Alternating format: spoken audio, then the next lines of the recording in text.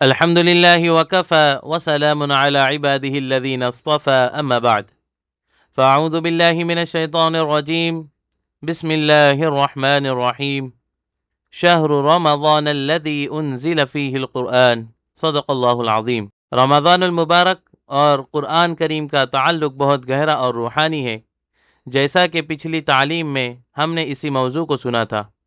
اللہ تعالیٰ نے خود قرآن کریم میں ارشاد فرمایا، رمضان وہ مہینہ ہے جس میں قرآن نازل کیا گیا۔ اس آیت سے معلوم ہوتا ہے کہ رمضان صرف روزے رکھنے کا مہینہ نہیں بلکہ قرآن سے خاص نسبت جوڑنے کا مہینہ ہے۔ سال بھر ہم قرآن پڑھتے ہیں، مگر رمضان میں تلاوت کی کثرت ایک خاص سنت اور معمول ہے۔ احادیث میں آتا ہے کہ رسول اللہ صلی اللہ علیہ وسلم ہر سال رمضان میں جبرائیل علیہ السلام کے ساتھ قرآن کا دور فرمایا کرتے تھے، اور جس سال آپ صلی اللہ علیہ وسلم کا وصال ہوا اس سال 2 مرتبہ دور ہوا۔ اس سے ہمیں یہ سبق ملتا ہے کہ رمضان میں قرآن کی تلاوت عام دنوں سے زیادہ ہونی چاہیے۔ اگر سال میں ہم روز 1 پارہ نہیں پڑھ سکتے تو کم از کم رمضان میں 1 پارہ روز پڑھنے کی نیت کریں تاکہ پورا قرآن ختم ہو جائے۔ یہ مہینہ ہماری سستی کو ختم کرنے اور قرآن سے تعلق کو مضبوط کرنے کا بہترین موقع ہے۔ ہمیں سوچنا چاہیے کہ ہمارا قرآن کے ساتھ تعلق کیسا ہے۔ کہیں ایسا تو نہیں کہ ہم نے قرآن کو صرف رمضان تک محدود کر دیا ہے۔ سال کے باقی 11 مہینوں میں وہ ہمارے گھروں کی الماری میں بند رہتا ہے۔ یہ قرآن کے ساتھ سوتیلا سلوک ہے۔ قرآن ہمارا رہبر ہے، ہماری زندگی کا دستور ہے، صرف ثواب کے لیے پڑھنے کی کتاب نہیں بلکہ عمل کی کتاب ہے۔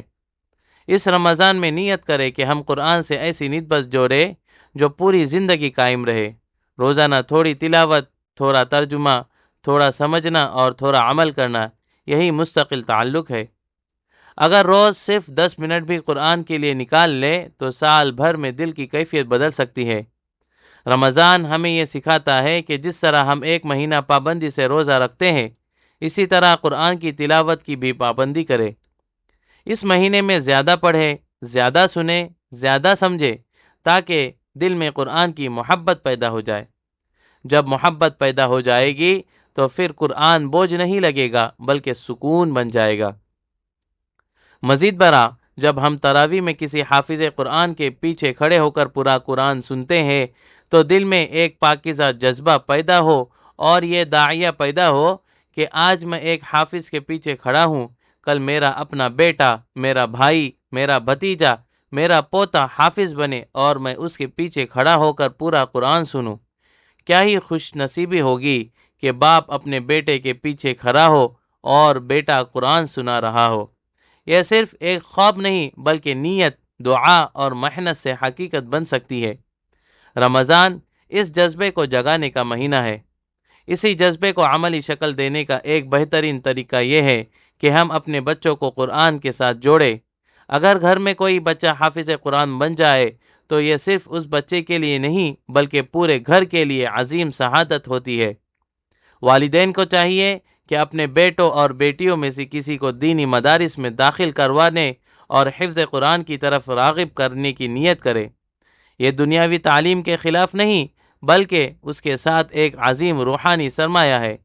ایک حافظ قرآن گھر میں ہو تو وہ گھر قرآن کی برکت سے بھر جاتا ہے، اور قیامت کے دن بھی یہ قرآن اپنے پڑھنے والوں اور ان کے والدین کے لیے شفاعت کا ذریعہ بنے گا۔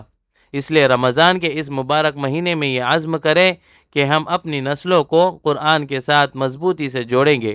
اللہ تعالی ہمارے بچوں کو حافظ قرآن بننے کی توفیق دے اور ہمارے گھروں کو قرآن کی نور و برکت سے بھر دے۔ آمین۔ وآخر دعوانا ان الحمد للہ رب العالمین۔